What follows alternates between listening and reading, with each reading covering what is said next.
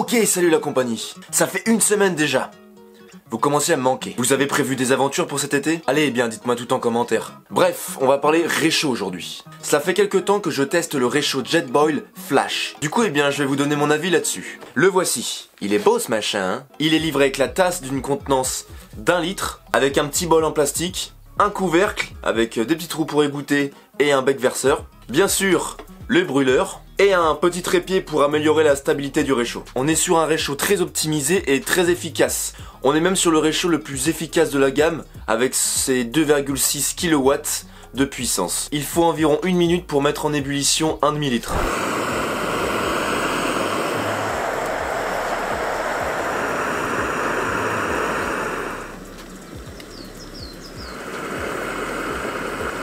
Autant vous dire que ça envoie du steak. Ça c'est notamment dû à la répartition de chaleur FluxRing.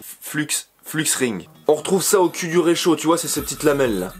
Il est aussi optimisé niveau poids et encombrement. L'avantage c'est que vous pouvez ranger tous les objets de votre kit cuisine à l'intérieur même du réchaud. Alors moi par exemple comment je fais?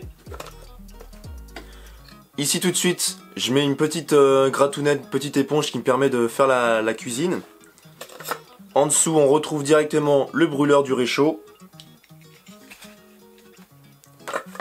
Après, le trépied stabilisateur. Et pour finir, la cartouche. En vrai, une fois que c'est tout rangé et compacté comme ça, on a vraiment un bloc qui est vraiment facile à ranger, quoi. La tasse est en alu. Et tout autour, on a une protection en néoprène avec une petite poignée là qui est vraiment très pratique, qui sert à isoler les aliments qui sont à l'intérieur, donc à les garder chauds par exemple, et également à nous pour un confort pour ne pas se brûler. Ce trépied là il est vraiment intéressant puisque déjà il est assez petit et léger, mais également il est d'une couleur orange, alors comme c'est un assez petit élément ça évite qu'on le perde, et ça vraiment ça apporte une bonne stabilité du réchaud sur des terrains qui sont très souvent imparfaits. Alors le petit bol là qui sert à manger et à boire, il se range juste sous le réchaud comme ça et c'est vraiment très compact. Donc ça c'est assez pratique et ça protège également les lamelles là comme ça quand on veut poser le réchaud. Donc voilà. Le réchaud pèse environ 380 grammes. Franchement c'est raisonnable vu la contenance du réchaud. Après on peut bien sûr toujours faire plus léger avec des contenances un peu plus petites et également du titane ou etc. Il s'utilise vraiment très facilement, notamment grâce à son système piezo. Il permet d'allumer le réchaud sans briquet. On ouvre le robinet ici et on appuie sur le bouton.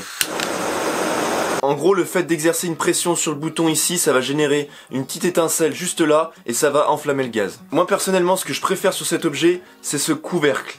En fait, il est vraiment très efficace parce que déjà, il permet de bien isoler et de fermer la tasse, mais également, on a un bec verseur juste ici qui permet de verser tranquillement une soupe ou quoi que ce soit ou un café.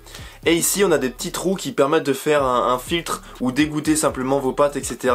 Et c'est très très pratique, ça évite d'en foutre partout et franchement c'est un des gros points forts de ce réchaud. De plus vous avez un indicateur juste ici de chaleur. Quand le réchaud va chauffer, la barre va être rouge, va monter en rouge.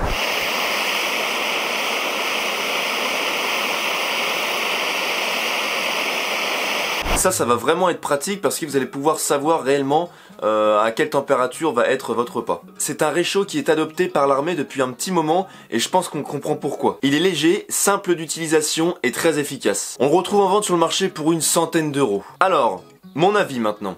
Écoutez, ce réchaud m'a suivi sur plusieurs randos, bivouacs et notamment sur le GR400 que j'ai effectué sur le mois de juin. Sincèrement, j'ai vraiment apprécié l'utiliser. Tu arrives vraiment à te cuisiner très rapidement un bon repas qui reste chaud assez longtemps. Après pour moi cette contenance d'1 litre est vraiment trop élevée pour une seule personne. Quand on est en trek, en rando ou en bivouac, on va souvent se faire des repas type semoule, lyophilisé ou un petit café, et on n'aura jamais besoin de plus de 200-300 ml d'eau. Donc je peux vous dire qu'il y a vraiment une grosse partie qu'on n'utilise jamais finalement. Voilà, je pense que c'est un très bon réchaud qu'il faut prendre lorsqu'on part en duo, en couple ou quoi que ce soit. Ensuite, ce système piezo, je suis assez sceptique vis-à-vis de ça.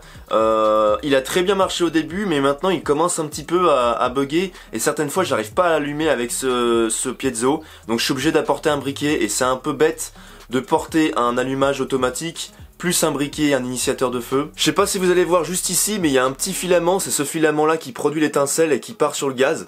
Des fois il vient à se tordre. Donc faut souvent le retordre, etc. C'est souvent à cause de ça que l'étincelle ne parvient pas jusqu'au gaz. Mais bon, pour moi, ouais, c'est pas fou. Après, à voir dans le temps, ça se trouve, ça n'arrive qu'à moi. Ça, je l'ai entendu à travers plusieurs personnes qui l'ont testé. Moi, ça me l'a pas encore trop fait parce que j'ai jamais été dans ce cas-là. Quand on veut réchauffer de la nourriture sans eau, eh bien, ça a souvent tendance à accrocher en vue de la très forte puissance du réchaud. Donc ça c'est un petit peu dommage, et puis c'est toujours assez chiant de gratter pendant 3 heures pour faire la vaisselle. Donc voilà, ça c'est un petit bémol. En fait on peut pas vraiment régler le réchaud à une très minime température, une très minime chaleur. Donc du coup bah, ça a vraiment tendance assez rapidement à surchauffer et à accrocher. De plus, le bol qui est livré avec est pour moi pas très fou. C'est un plastique comme ça, bon il y a une graduation, seulement en fait il est trop petit pour pouvoir manger ce qu'on a fait chauffer à l'intérieur, à moins de le faire en plusieurs fois. Donc moi souvent je mange directement à l'intérieur de la tasse et ça va c'est plus rapide, et en plus ça évite de ressalir encore un petit bol pour ensuite devoir le renettoyer, donc voilà. Alors peut-être pour boire, etc.